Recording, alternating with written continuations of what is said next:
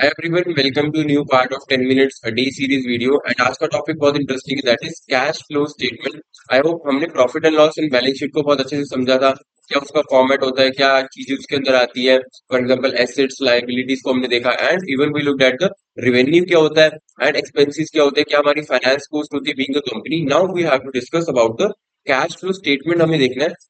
अब इसका थोड़ा सा इंट्रोडक्शन हम लेंगे कि कैश फ्लो स्टेटमेंट प्रिपेयर क्यों की जाती है। फॉर एग्जांपल जब हम बात करते हैं कंपनी की तो हमारे पास प्रॉफिट एंड लॉस अकाउंट है, जहां पर ऑब्वियसली हमारी सारी इनकम एंड एक्सपेंडिचर वहां पर आ रहे हैं। बट एक चीज आपको यहाँ पर याद रखनी है कि जो प्रॉफिट एंड लॉस अकाउंट है वो आप कैश बेसिस पे नहीं क्रिएट करते हो, that is created on the basis of accrual concept वहां पे फॉलो करते हैं। जो इस पीरियड की जिस भी पीरियड के लिए हम प्रॉफिट एंड लॉस अकाउंट को प्रिपेयर कर रहे हैं, उस पीरियड की जितने भी एक्सपेंडिचर रेवेन्यूज हमें हुए हैं, चाहे हमने पे ना भी किया वो भी आपको क्या करना पड़ेगा, रिकॉर्ड करके शो करना पड़ेगा ताकि आपकी अकाउंटिंग एक्यूरेट रहे। बट यहाँ पर ऐसा भी हो सकता है कि एक कंपनी को क्या हो रहा है, प्रॉफिट हो रहा है, बट अगर आप उसकी कैश पोजीशन देखो तो उस कंपनी के पास कैश अवेलेबल नहीं है, मतलब उसकी पोजीशन में लिक्विडिटी पोजीशन अच्छी नहीं है। And it could be a situation कि एक कंपनी को लॉस है बट उनके बैंक अकाउंट में कैश पोजीशन बहुत अच्छी है, लिक्विड है। मतलब यहां से हमें ये समझ आता है कि प्रॉफिट एंड लॉस अकाउंट से हम ये नहीं जज कर सकते कि कंपनी की कैश पोजीशन कैसी है या फिर वो कितनी लिक्विड है या नहीं है। तो कैश फ्लो स्टेटमेंट की जब हम बात करते हैं, ऑब्वियसली हम इस स्टेटमेंट के अंदर सारी वही ट्रांजेक्शन रिकॉर्ड करते हैं जिनका बेसिस क्या है, कैश, जो ट्रांजेक्शन कैश में हुई है। फॉर एग्जाम्पल आज अगर मैं ज्यादा रेंट पे कर रहा हूँ, कम रेंट पे कर रहा हूँ, या फिर मैं कोई भी मशीनरी परचेज कर रहा हूँ, जो भी कैश के रिलेटेड ट्रांजेक्शन है वो कैश मैं कहाँ से लेके आ रहा हूँ, वो सारी चीजें जब भी मैं शो कर रहा हूँ तो वो कहाँ पे आ जाएंगी, मेरी कैश फ्लो स्टेटमेंट के अंदर। सो दैट इज, यहाँ पर सबसे पहले आपको देखना है कि कैश फ्लो स्टेटमेंट आपकी हेल्प किसमें करता है, प्रोवाइड नेसेसरी लिक्विडिटी पोजीशन। आपको पता चल सके कि कैश पोजीशन कैसी है।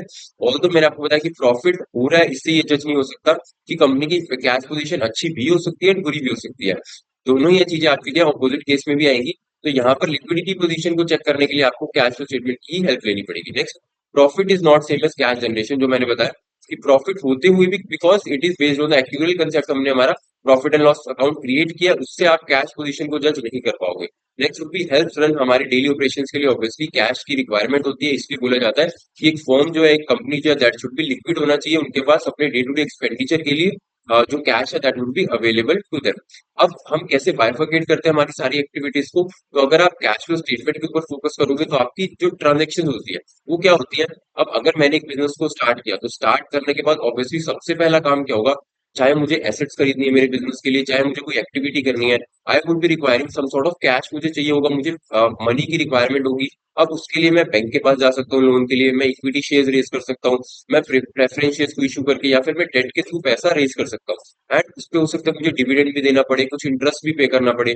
सो जो यहाँ पर आपकी फाइनेंशियल एस्पेक्ट से रिलेटेड जितनी भी एक्टिविटीज होंगी, जहां पर आप कुछ भी पैसा रेज कर रहे हो, लोन लेके आ रहे हो, इंटरेस्ट पे कर रहे हो, उस पे डिविडेंड पे कर रहे हो, या फिर उसको रीपे भी कर रहे हो, तो वही एक्टिविटीज आपकी यहाँ पर प्लस माइनस होंगी। जैसे अगर मैं बैंक से लोन लेने के गया तो मेरे पास क्या आएगा, पैसे आएंगे, तो दैट वुड बी मेरे लिए वो प्लस की एक्टिविटी हो जाएगी और वो फाइनेंशियल एक्टिविटी, फाइनेंसिंग एक्टिविटी में आएगी। अगर उसी लोन को मैं रीपे कर दूंगा दैट वुड बी वो माइनस हो जाएगा, बिकॉज रीपे करते टाइम मेरी पॉकेट से कैश जाएगा। तो जब भी मेरी पॉकेट से कैश जाएगा वो डिडक्ट हो जाएगा मेरी फाइनेंसिंग एक्टिविटी से। नेक्स्ट, अब मेरे पास मेरे बिजनेस को करने के लिए बहुत सारा अमाउंट मैंने इकट्ठा कर लिया जो मेरे फाइनेंसिंग एक्टिविटीज में सारी एक्टिविटीज आई। नेक्स्ट वुड भी मैं क्या करूंगा, उसी में से मैं इन्वेस्टमेंट करने वाला हूँ। इन्वेस्टमेंट कहाँ पे करूंगा, मुझे कोई लैंड परचेज करना है, कोई बिल्डिंग परचेज करनी है, कोई भी प्लांट एंड मशीनरी खरीदनी है, कोई इन्वेस्टमेंट करनी है किसी अदर कंपनी में। तो उस टाइम पे अगर आप देखो तो आप जब भी कोई चीज परचेज करोगे ऑब्वियसली पैसा बाहर जाएगा, तो ये आपकी इन्वेस्टिंग एक्टिविटीज में से क्या हो जाएगी, माइनस हो जाएगी। एंड इसी का ऑपोजिट क्या हो जाएगा, अगर आपने जो भी इन्वेस्टमेंट कर रखी है, चाहे वो एक land, building, plant and machinery है, कोई कंपनी के अंदर शेयर्स आपने परचेज कर रखे हैं, जब आप उनको सेल करोगे, जैसे आप लैंड सेल करोगे आपके पास क्या आएगा, पैसा आएगा। तो दैट वुड बी आपकी प्लस एक्टिविटी हो जाएगी, वो कहाँ पर, इन्वेस्टिंग के अंदर ही। अब नेक्स्ट में क्या चीजें करता हूँ मेरे बिजनेस के लिए, ऑब्वियसली कुछ मेरे डे टू डे के एक्टिविटीज होती है जो मेरी ऑपरेटिंग एक्टिविटीज में आएंगी मेरे बिजनेस को चलाने के लिए।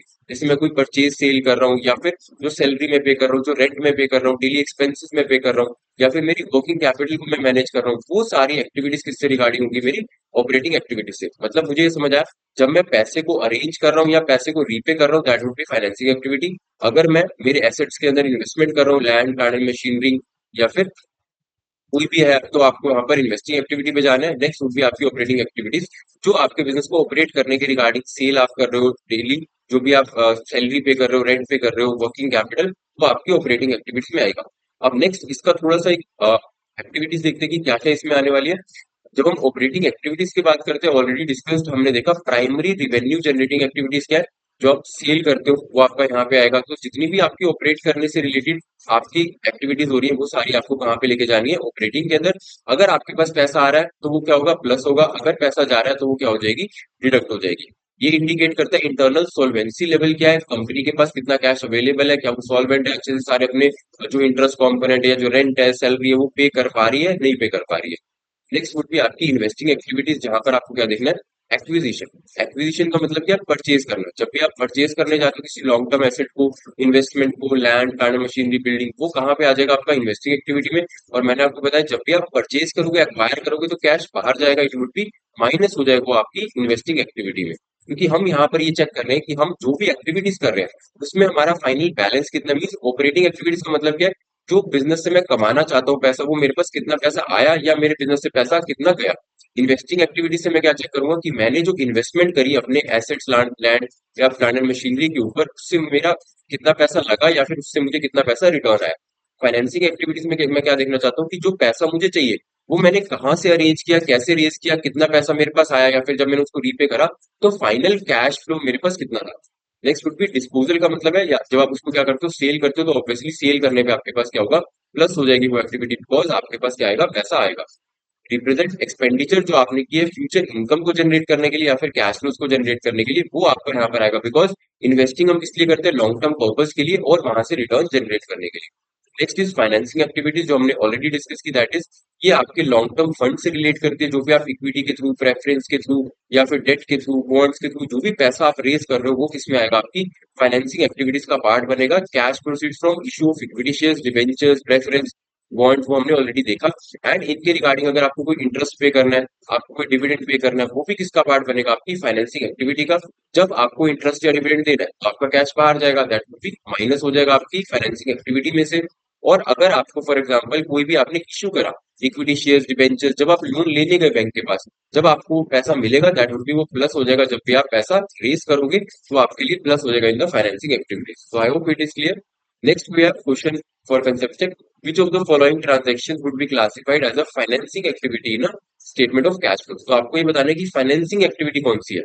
अगर हम परचेज कर रहे हैं न्यू मशीनरी फॉर प्रोडक्शन के लिए, हम सेल कर रहे हैं गुड्स की कस्टमर को क्रेडिट पे, रीपेमेंट कर रहे हैं एक लॉन्ग टर्म बैंक लोन की, या फिर रिसिप्ट ऑफ इंटरेस्ट इनकम और इन्वेस्टमेंट, तो आपको ये बताना है कि फाइनेंसिंग एक्टिविटी कौन सी होगी। I hope very simple.